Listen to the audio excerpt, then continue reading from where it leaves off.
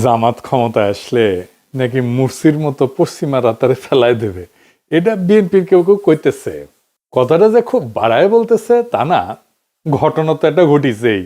মুরসির মিশরের গল্প দিয়ে শুরু করি যেন বুঝতে সুবিধা হয়। মুরসি কে ছিলেন? মোহাম্মদ মুরসি 2012 থেকে 13 সালে কয়েক মাসের জন্য সেই আরব বসন্তের পরে মিশরের নির্বাচিত প্রেসিডেন্ট ছিলেন। তার দল মুসলিম ব্রাদারহুড, জামাতের মতোই একটা ইসলামী দল ছিল।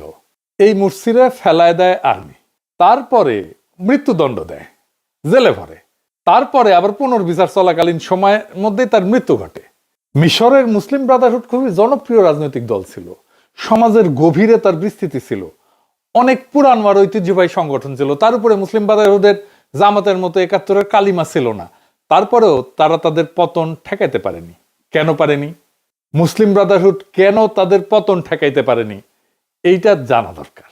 জামাত ইসলামী বাংলাদেশে ভোটে জিতে যদি সরকার গঠন করে, তারপরে কি করলে টিকে থাকতে পারবে আর কি করলে মুরসির মতো হুড়মুড় কইরা পড়ে যাবে, সেটা একটু বিস্তারিত বুঝে দেখা দরকার। আসেন সেটা একটু বুঝে দেখি। রাষ্ট্র চালানোর সময় শুধু ধর্মের কথা বললেই হয় না, ক্ষমতার ভাষাও জানতে হয়। বিশ্ব রাজনীতি একটা হাট বাজারের মতো। যার পকেটে বেশি টাকা, যার হাতে পুলিশ, যার মিডিয়া, সাহিত্য, স্কুল, ইউনিভার্সিটির দখল, সেই সত্য বয়ান তৈরি করে। সেই বলে সত্য কোনটা, সে বলে সন্ত্রাসী কে, কে বলে কোনটা ঠিক কোনটা বেঠিক, এই সব কিছুই ঠিক করে। জামাত যদি ক্ষমতায় আসে, তারা দুই ধরনের শত্রু ভাবাপন্ন দুনিয়ার মুখোমুখি হবে। এক ইন্ডিয়া, পাশের দেশের মোটা ভাই, নিজের সাইজ, সেনাবাহিনী, মিডিয়া, স্বার্থ, বাংলাদেশের ভিতরে তার সব লেসপেন্সার, দিল্লি স্টার, পন্দের আলো, সিপিবি, বাম, মির্জা ফখরুল, সব ইন্ডিয়ান মাল, সব নিয়ে বসে আছে। আর পশ্চিম, আমেরিকা, ইউরোপ, যারা টাকা দেয়, আন্তর্জাতিক মিডিয়া চালায়, বিশ্বব্যাংক, IMF চালায়, জাতিসংঘ চালায়, যুদ্ধ করে, নিষেধাজ্ঞা দেয়। এর মধ্যে প্রফেসর ইউনূস আছে, আছে ট্রান্সপারেন্সি ইন্টারন্যাশনাল, আছে ব্র্যাক, সিপিডি, দূতাবাস, বাঙ্গু সুশীল এলিট, যাদের মুখ বাংলাদেশের পশ্চিমে, বাংলাদেশ যাদের উপনিবেশ। এদের সাথে বিএনপির আন্ডারস্ট্যান্ডিং হয়ে গেছে, তারা নাকি বিএনপির ক্ষমতায় দেখতে চায়। এইটা আমার কথা না, আমার কথা না, এটা বিএনপি বলে দিচ্ছে। ফয়সালা নাকি হয়ে গেছে, মির্জা ফখরুল নিজে বলিছে, শুনেন। বিএনপিকে দেখতে চায় এখন আন্তর্জাতিক বিশ্ব এবং বাংলাদেশের মানুষ। তো এই পশ্চিমাদের দালালদের ক্ষমতা আনবেন নাকি আনা উচিত? পশ্চিমারা কেন বিএনপি ক্ষমতা দেখতে চায়? তারা ঠিক যেই কারণে হাসিনা ক্ষমতায় দেখতে চাইতো, ঠিক একই কারণে তারা বিএনপিকেও দেখতে চায়, যেন তাদের তালুকদারি বাংলাদেশে কায়েম থাকে। তো এই দুই পক্ষের কাছেই ইসলামিস্ট পার্টি মানেই সন্দেহ। তারা ভাবে এরা ক্ষমতায় আসলে শরিয়া আইন চালু করবে, জঙ্গি বানাবে, ঝাঁকে ঝাঁকে নারীর অধিকার থাকবে না, তাদের লেখাপড়াই করতে দেবে না, ঘরের মধ্যে আটকে রাখবে, সংখ্যালঘুরা মায়ের খাবে সকাল সন্ধ্যা 2 বার। তাই জামাতের প্রথম কাজ হইতেছে এমন পরিস্থিতি তৈরি করা, বলবে আমরা সন্ত্রাসী না, সন্ত্রাস আমাদের পথ না, আমরা গণতান্ত্রিক, আমরা আধুনিক, আমরা স্মার্ট, আমরা শান্তিপূর্ণ দুনিয়ার নর্ম মেনে চলা গণতান্ত্রিক ইসলামী সরকার। এটা প্রমাণ করা। কিভাবে করবে? প্রথম কৌশল হইতে হবে একটা ফ্রন্টের মাধ্যমে ক্ষমতায় যাওয়া। একা একা ক্ষমতায় যাওয়ার সক্ষমতা থাকলেও না যাওয়া ক্ষমতায়। ঠিক যেমন ছাত্র শিবির ছাত্র সংসদগুলোতে নির্বাচন করছে, শিবিরের নামে না, কিন্তু ঐক্যবদ্ধ শিক্ষার্থী জোট নামে ভোট করছে। জামাতকেও এরকম একটা জোটের মাধ্যমে ভোটে নামতে হবে। নাম হইতে পারে ধরেন জাতীয়তাবাদী ফ্রন্ট। এইখানে জামাতের সাথে জামাতের বাইরের ফোর্স এককভাবে ডিল করলে এটা হবে না, কালেকটিভ ভাবে ডিল করতে হবে। তাহলে সমানে সমানে ঐক্য হবে। এই ঐক্য হবে চার্টারের ভিত্তিতে, সিটের জন্য না। জামাতের বাইরে জামাতের সাথে যারা থাকতে পারে তারা হইতেছে ধরেন এবি পার্টি, যদিও এই পার্টির নাম শুনলে জামাতের গায়ে সিরবির সিরবির করবে, আমাদের দল থেকে বের হয়ে যায় পার্টি করেছে। তারপরে ধরেন আপ বাংলাদেশ, রাষ্ট্রচিন্তা, ইনকিলাব মঞ্চ, এমনকি এনসিপি। এইটাকে জামাতের সরকার তখন আর কেউ বলতে পারবে না।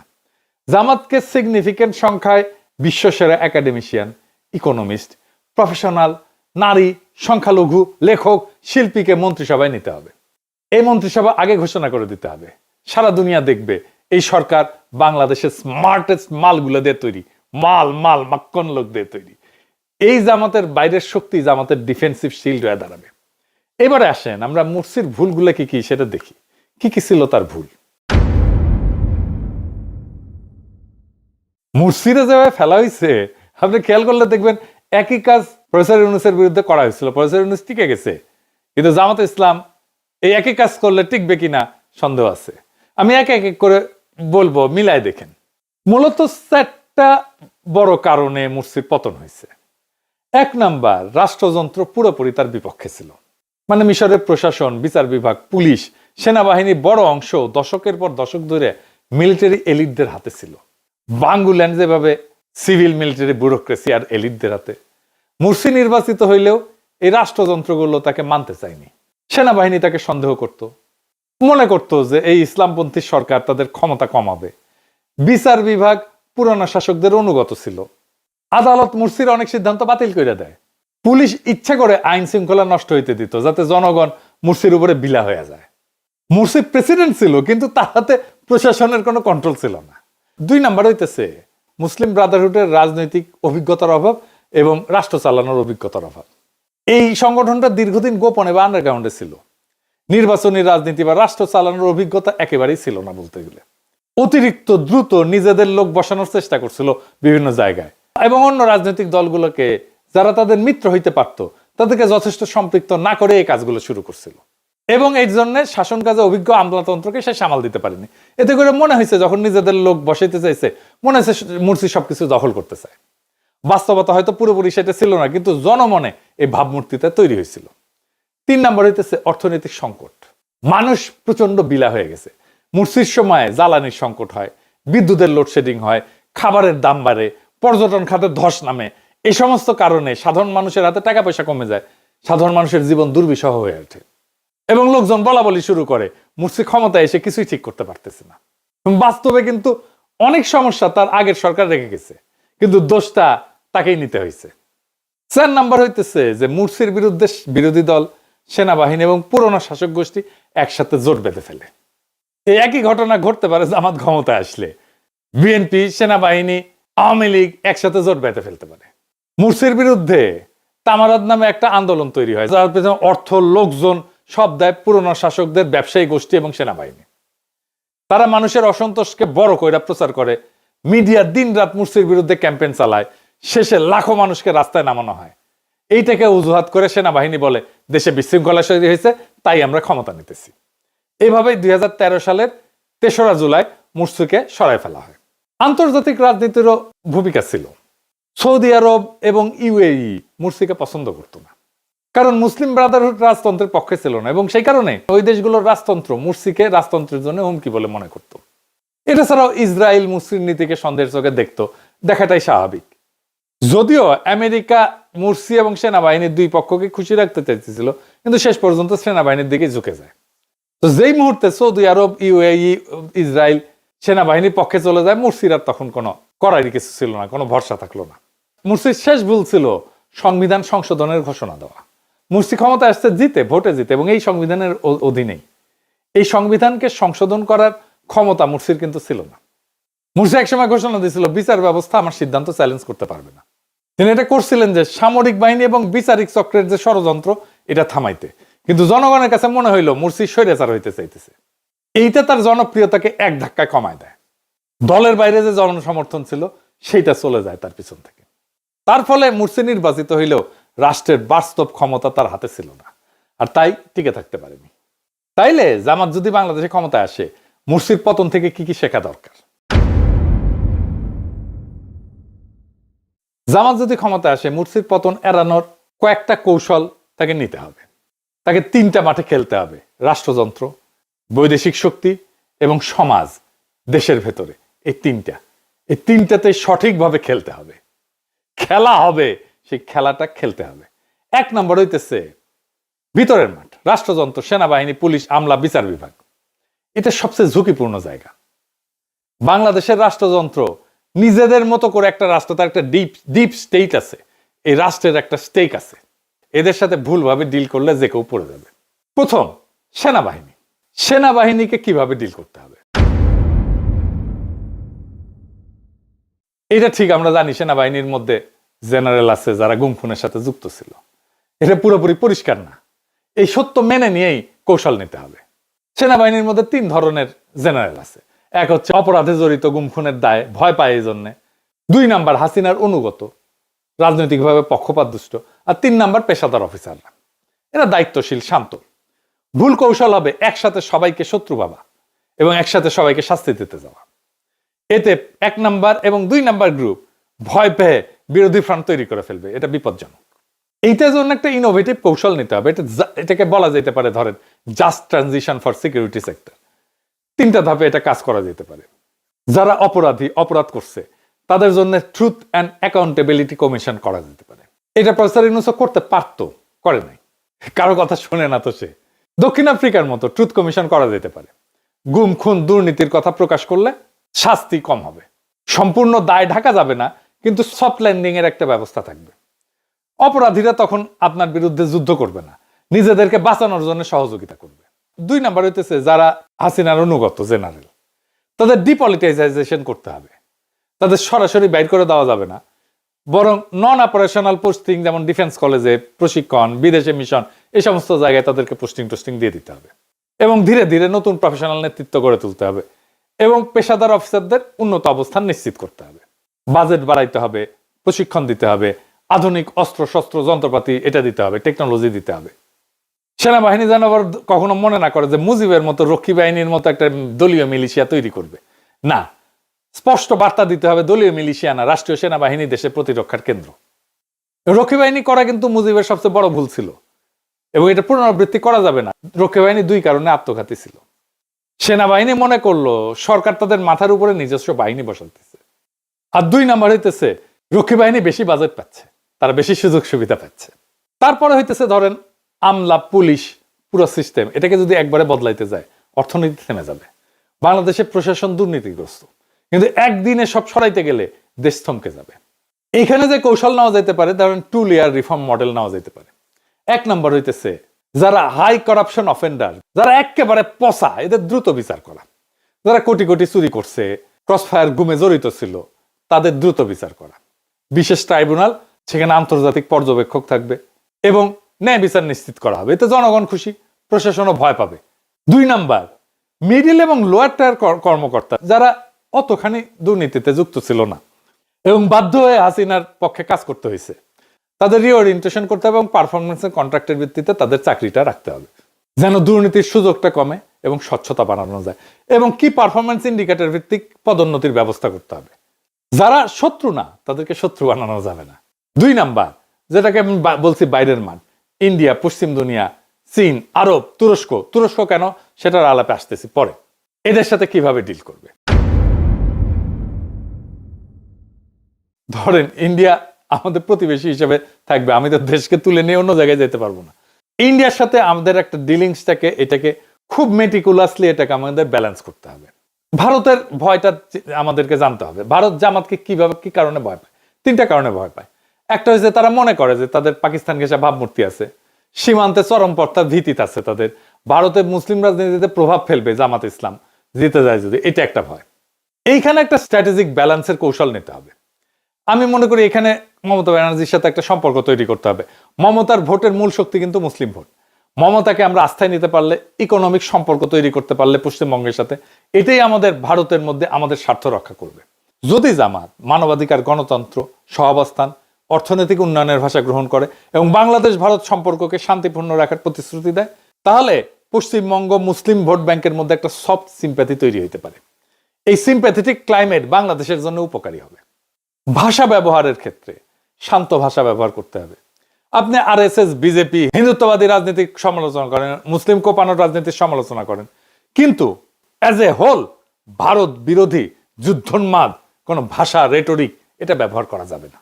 আপনি কঠিন দাবি তোলেন কূটনীতিতে, যেমন পানি নিয়ে দাবি তোলেন, পানির হিস্সা নিয়ে দাবি তোলেন, সীমান্ত হত্যা নিয়ে দাবি তোলেন, বাণিজ্যের ভারসাম্য নিয়ে দাবি তোলেন এবং এইটাকে ইনস্টিটিউশনাল ডিপ্লোমেসি দিয়ে আপনি ডিল করেন। মানে আমরাও তো রাষ্ট্র হিসাবে cross border network, cross border সন্ত্রাসী যদি থাকে সেটাও তো আমরা হইতে দিতে পারি না। আমরা তো শান্তিপূর্ণ সীমান্ত চাই, আমরা তো সীমান্তে কোনো অপরাধ চাই না, আমরা তো সীমান্তে চোরাচালান চাই না, আমরা সীমান্তে কোনো সন্ত্রাসী কর্মকাণ্ডও চাই না। এইখানে 2 পক্ষেরই একটা আস্থার জায়গা তৈরি করতে হবে। এর বাইরে পশ্চিম, ইউরোপিয়ান ইউনিয়ন, আমেরিকা, এদের ভয় একটাই যে তালিবান হয়ে গেল কিনা। তারা 3টা জায়গায় টেস্ট করবে। এটা সংখ্যালঘুদের অবস্থা কেমন, নারীদের অবস্থা কেমন, বিরোধী দল বা মিডিয়ার অবস্থা কেমন। যদি জামাত এখানে ভুল করে বসে, তৎক্ষণাৎ এই পশ্চিমা মিডিয়া বলে বসবে বাংলাদেশ আর একটা তালেবান রাষ্ট্র হয়ে গেছে। এর ফলে কি হবে, IMF ওয়ার্ল্ড ব্যাংক টাকা বন্ধ করে দেবে, ইউরোপিয়ান ইউনিয়নের জিএসপি সুবিধা ঝুলে যাবে, রপ্তানি পড়ে যাবে ধপাস করে, অর্থনীতি ক্র্যাশ করবে এবং তার ফলে সরকার পড়ে যাবে। সমাধান খুব সহজ, নির্বাচন থাকবে, নিশ্চয়তা থাকবে, বিরোধী দল থাকবে, আদালত স্বাধীন থাকবে, সংখ্যালঘুদের নিরাপত্তা হবে রাষ্ট্রের দায়িত্ব, নারীরা শিক্ষা, চাকরি বাকরি, স্বাস্থ্য এবং এখানে সমানাধিকার অক্ষুণ্ণ থাকবে। এখানে বলতে হবে আমরা নিয়মতান্ত্রিক ইসলাম চাই এবং তার সাথে আমরা গণতন্ত্রও চাই। এই মডেল পশ্চিম কিন্তু স্বীকার করে। এরপরে আসেন তুরস্কের প্রশ্ন। তুরস্ক কেন বাংলাদেশের জন্য কৌশলগতভাবে গুরুত্বপূর্ণ? অনেকে ভাবে যে তুরস্ক অনেক দূরের দেশ, কেন এত গুরুত্ব? তুরস্ক বাংলাদেশের জন্য গুরুত্ব 5টা কারণে। একটা হচ্ছে এটা মধ্যমপন্থী ইসলামের মডেল, এখানে ইসলাম আছে, গণতন্ত্র আছে, আধুনিকতা আছে, পশ্চিমের সাথে বোঝাপড়া আছে। বাংলাদেশ এই মডেল দেখাইতে পারে। তুরস্কের বিশাল ডিফেন্স ইন্ডাস্ট্রি আছে, ড্রোন, নৌবাহিনীর টেকনোলজি, সাইবার ডিফেন্স। আমরা আমাদের ডিফেন্স পারচেজের জন্য ভারত বা চীনের উপরে নির্ভরতা ছাড়াই আর একটা শক্তিশালী পার্টনার খুঁজে নিতে পারি। তুরস্ক আরব দুনিয়াতেও পরিচিত মুখ, পশ্চিমেও পরিচিত মুখ, গ্রহণযোগ্য মুখ। তুরস্ক এরপরে পশ্চিমা সামরিক জোট ন্যাটোর সদস্য, আবার মুসলিম বিশ্বের নেতৃত্বেও আছে। চমৎকার ব্যালেন্স করে চলতেছে। তুরস্কের এই মডেলটা আমাদের ফলো করা খুব জরুরি। তুরস্কের সাথে আমাদের একটা হিস্টোরিক সিলসিলা আছে, মানে আমাদের আধুনিক বাংলা সালতানাত যেটাই বলি সেটা তুর্কি বিজয় থেকে শুরু হয়েছে। তুরস্কের সাথে আমাদের একটা ঐতিহাসিক সিলসিলা আছে। এরকম দেশ আমাদের পক্ষে কথা বললে পশ্চিমারাও রাগ করবে না, আরবরাও করবে না। এছাড়াও বাংলাদেশের অভিবাসী শ্রমিকদের সুরক্ষা দিতে পারে তুরস্ক, কারণ মধ্যপ্রাচ্যে তুরস্কের ইনফ্লুয়েন্স আছে। সে এমনকি রোহিঙ্গা ইস্যুতে বড় ভূমিকা রাখতে পারে, মানবিক নেতৃত্ব দিতে পারে। এটাই তুরস্কের গুরুত্ব। এরপরে আছে ঘরের মাঠ। আসেন সেটা একটু বুঝে দেখি। ঘরের মাঠে থাকবে বিএনপি, বাম, সংখ্যালঘু, নারী, মিডিয়া। সেটা কিভাবে সামলাবে? বিরোধীদের স্পেস দিতে হবে, তাদের কথা বলা বন্ধ করা যাবে না, তাদের উপরে নিপীড়ন চালানো যাবে না, কারণ শেষ মুহূর্তে তারাই রক্ষা কবচ হয়ে দাঁড়াবে। মুরসির পতনের দিনে দেশের কোনো বিরোধী দল তাকে রক্ষা করেনি। বাংলাদেশেও তাই হবে যদি জামাত সব দলকে নিষিদ্ধ করে, শত্রু বানায়, বা তাদেরকে কথা বলতে না দেয়, তাদেরকে স্পেস না দেয়। কৌশল হবে ওপেন পলিটিক্স, জিরো রিভেঞ্জ। বিরোধী দল চলবে, টক শোতে মত বলবে, যা খুশি তাই বলবে, গালাগালি করবে, সমালোচনা করবে, একদম কোথাও কোনো সেন্সর নাই। গ্রেপ্তার করা যাবে না, মুখ চেপে ধরা যাবে না। আপনি যদি বিরোধী দলের বিরোধী মতকে রক্ষা করেন, আগামীকাল তারা বিদেশি চাপে আপনাকে রক্ষা করবে। বিএনপি প্রকাশ্যে শত্রুতা করতেই পারে, কারণ তাদের আমরা জিতবো এরকম একটা মানসিকতা আছে। হেরে গেলে একটা বিশাল শক হবে তাদের জন্য। এখানে তো 3 ধরনের সমস্যা হবে আর কি। বিএনপি যদি হেরে যায়, তারা ভাবে যে তারা ক্ষমতা তাদেরই প্রাপ্য। তারা যদি হারে, তাদের কর্মী সমর্থকরা ধরে নেবে যে চুরি হয়েছে, প্রতারণা করছে আমাদের সাথে। এখনো মনে করে ডাকসুতে নাকি চুরি হয়েছে ভোট। চিন্তা করেন, মনে করে বিএনপির অনেক কর্মী মনে করে। তো তারা তো বিএনপি তো তখন রাজপথে বিদেশি লবিং দিয়ে সরকারকে নামাইতে চাইতেই পারে। এইরকম একটা অবস্থায় একটা ইসলামপন্থী দল যদি সরকারে থাকে, তাকে টিকতে চাইলে 3টা কাজ করতে হবে। যে হারলে সব শেষ, এই ভয়টা ভেঙে দিতে হবে। তার জন্য সুবিধা আছে, সুযোগ আছে। ভবিষ্যতের কথা চিন্তা করেন, পরের ইলেকশনের কথা চিন্তা করেন। ওপেন মেসেজ দিতে হবে বিএনপিকে যে তোমরা হারছো, তার মানে তোমাদের সব ধ্বংস হয়ে যায়নি। তোমরা বৃহৎ অপোজিশন, নেক্সট টাইমে তোমরাই আসতে পারো ক্ষমতায়। লোকজন যেন বোঝে হারলেও দল থাকবে, সংসদে আসন থাকবে, টকশোতে কথা বলার অধিকার থাকবে, মামলা হামলা গুম খুন এগুলো হবে না। এটা হইলে তারা মরিয়া অস্ত্রের দিকে কম ঝুঁকবে এবং এই 5 বছর ধরে তারা পরবর্তীতে ক্ষমতায় যাওয়ার চেষ্টা করবে। সেইভাবে তারা দল গুছাবে। 2 নম্বর হচ্ছে রিভেঞ্জের পলিটিক্স বন্ধ করা, যেটা হাসিনা শুরু করছিল। নেতাদেরকে জেলে ভরা, গুম করা, খুন করা, কর্মীদেরকে বাসায় থাকতে না দেওয়া, মিডিয়াতে অপমান করা, ব্যবসা বন্ধ করে দেওয়া। এই কাজগুলো করলে যে কেউ ভাববে, যে কোনো বিরোধী দল ভাববে যে এই সরকার থাকলে আমাদের অস্তিত্বই থাকবে না, তাই নামতে হবে, জান পান ইয়ে করে তারা নামবে। আমরা যেরকম হাসিনা আমাদেরকে যদি তারাই না দিত, এত শত্রু যদি না বানাইতো, ধরেন আমি দেশে আছি, দেশে থাকলে কি হাসিনার এত বড় ক্ষতি করতে পারতাম? এত কিছু বলতে পারতাম না।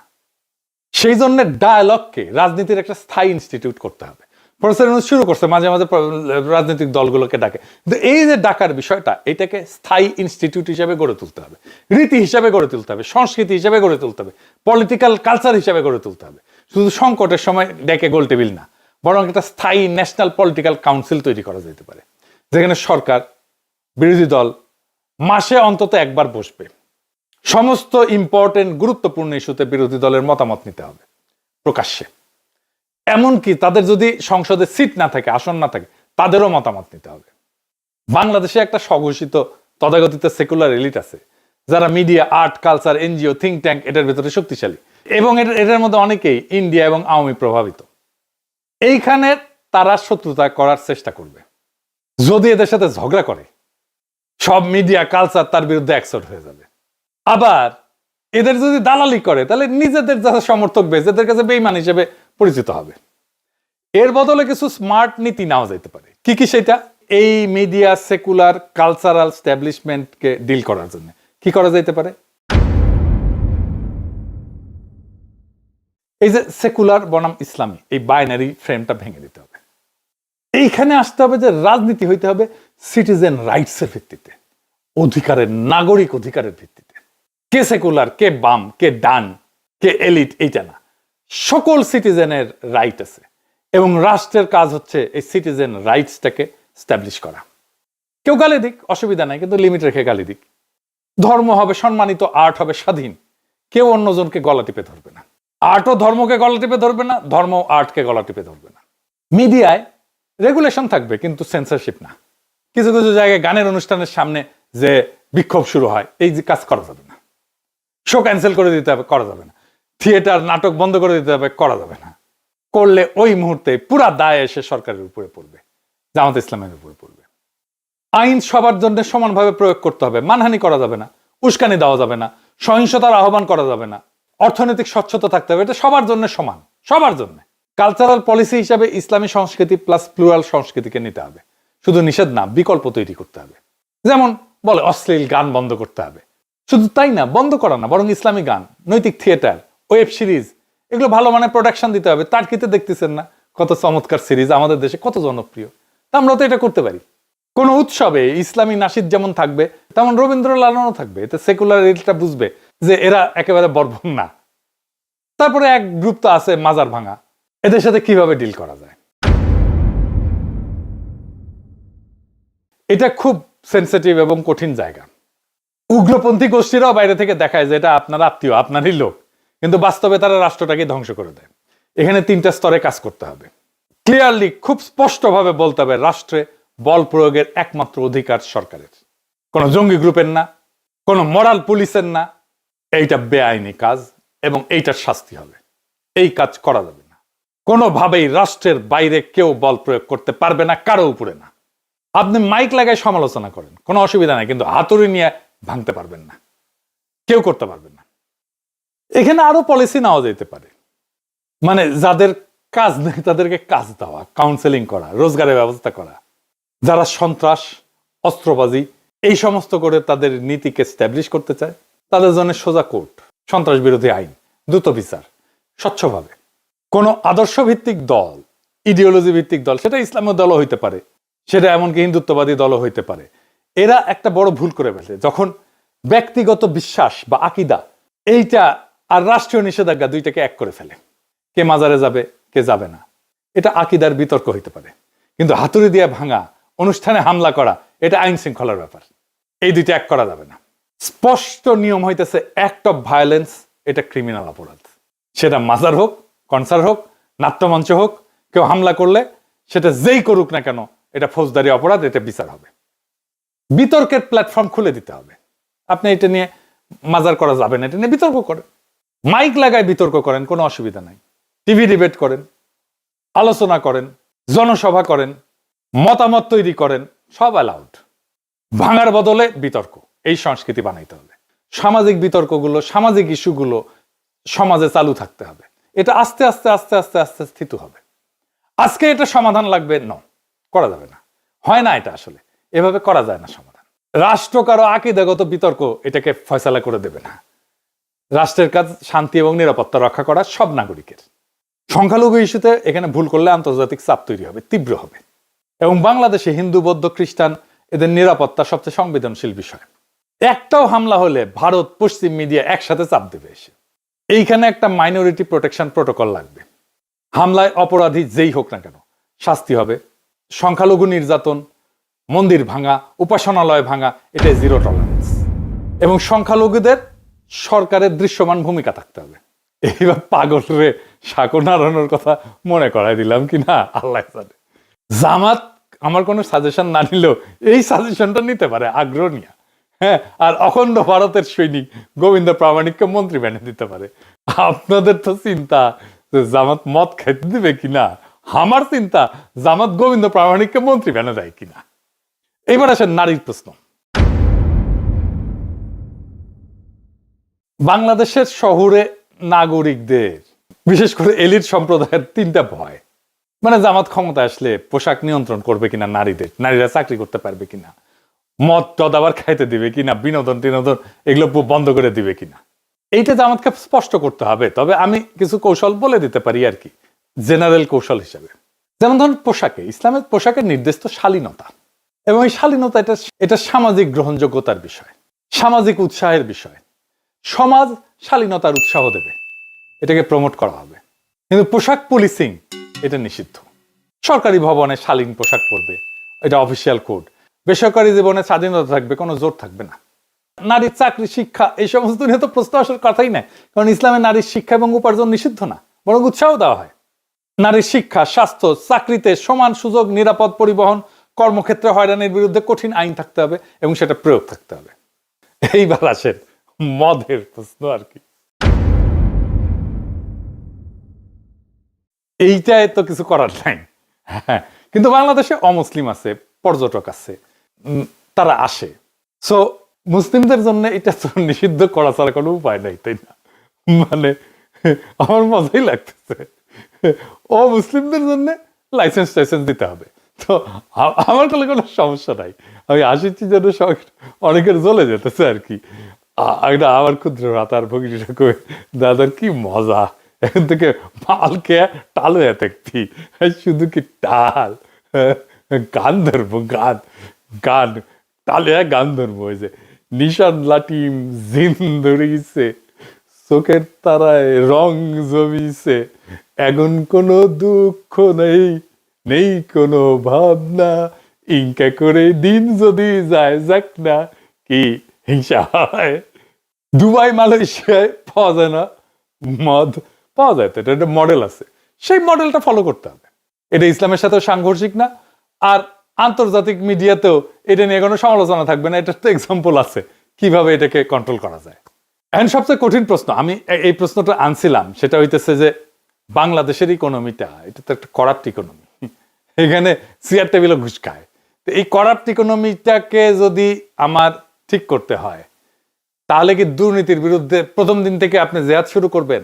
তাহলে অর্থনীতি, ইকোনমি কোলাপস করে যাবে। বাংলাদেশের অর্থনীতিটা করাপশন ডিপেন্ডেন্ট ইকোনমি, এটা মানি বা না মানি, এটা সত্য। হঠাৎ সবকিছু বন্ধ করলে ব্যাংক থেকে যাবে, আমদানি হবে না, গার্মেন্টস বন্ধ হবে, বাজারে জিনিসপত্রের দাম লাফায় লাফায় বাড়বে। এখানেও আমি যেটাকে বলি soft landing, anti corruption strategy, এটা নিতে হবে। এটা কি? এটা কয়েকটা ফেজে করতে হবে। প্রথম ফেজে, ফেজ 1, যেগুলো বড় দুর্নীতি, ব্যাংক লুট করছে, সিন্ডিকেট করছে, এদের বিরুদ্ধে কঠোর ব্যবস্থা, এতে জনগণ খুশি হয় আর সৎ ব্যবসায়ীরা আস্থা পায়। 2 number phase, market reform, syndicate ভাঙা, আমদানি রপ্তানি স্বচ্ছ করা, ব্যাংক যে কমিশন নেয় সেটা নিয়ন্ত্রণ করা।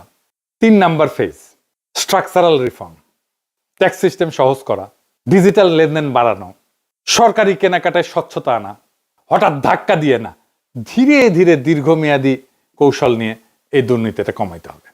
এটা ছাড়া ধরেন বিদেশি গোয়েন্দা সংস্থা, স্পেসিফিক্যালি এদের তো একটা ইন্টেলিজেন্স একটা কাজ করে, বাংলাদেশের মধ্যে অন্তর্ঘাত করে, আমরা বুঝতে পারি।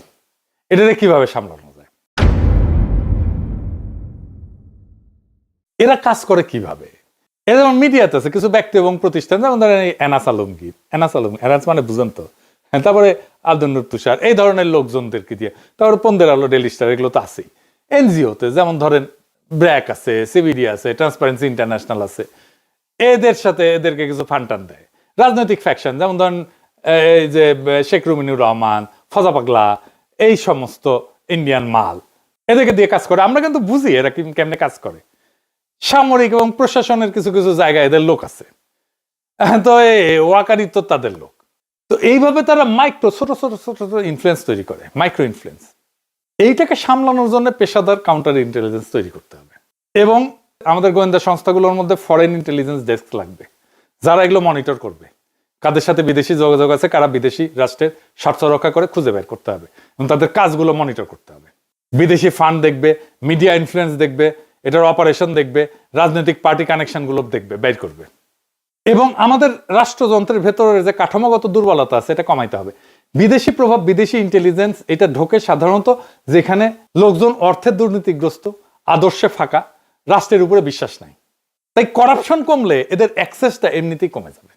সেনাবাহিনী, ব্যুরোক্রেসি, মিডিয়া, একাডেমিয়া সবার মধ্যে একটা ন্যাশনাল ইন্টারেস্টেড বোধ তৈরি করতে হবে। এটাই আসল প্রতিরক্ষা। আর ভারতকে একটা বার্তা দিতেই হবে যে আমরা তোমাদের বিরুদ্ধে ক্যাম্পেইন করতে চাই না, তোমরাও আমাদের আভ্যন্তরীণ রাজনীতিতে হস্তক্ষেপ করবে না। ধরেন ইন্ডিয়াকে একটা প্রপোজাল দেওয়াই যেতে পারে যে আমরা ক্রস বর্ডার চোরা কারবার এটাকে জিরো করব। এটাতে তাদেরও লাভ, আমাদেরও লাভ। রাজনীতি কেবল ভোটের খেলা না, ভোটের হিসাবও না।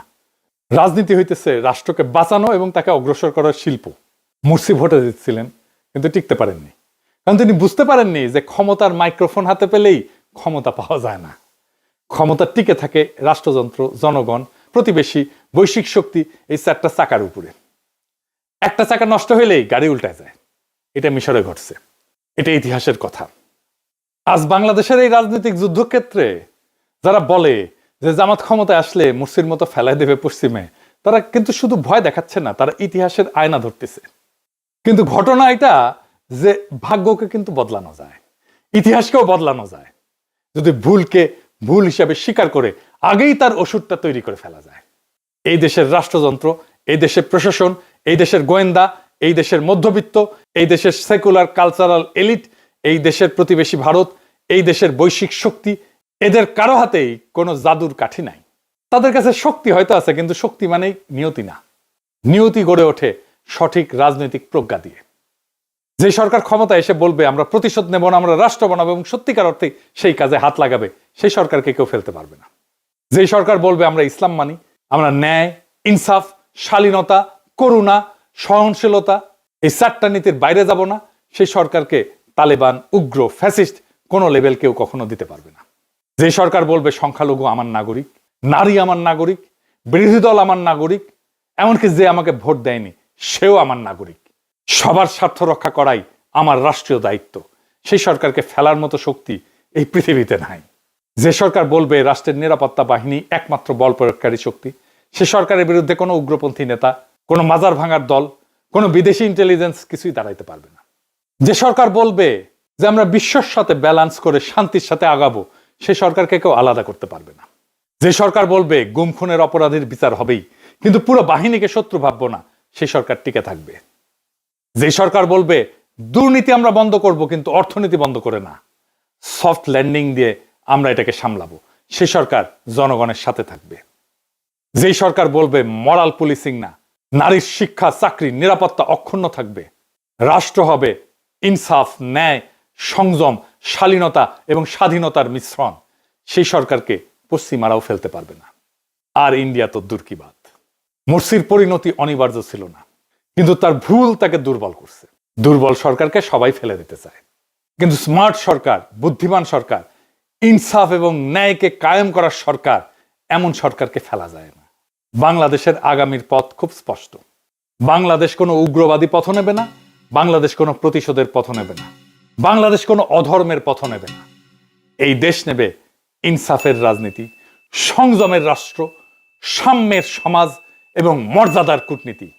যেই দল এই পথ নেবে সেই দল টিকে থাকবে, তাকে ফেলানোর ক্ষমতা কারো নাই। যেই দল এই পথ নেবে না সেই দল পড়বে, ইতিহাসের আস্থা করেই পড়বে। ইতিহাস আমাদের সামনে দরজা খুলে দিছে।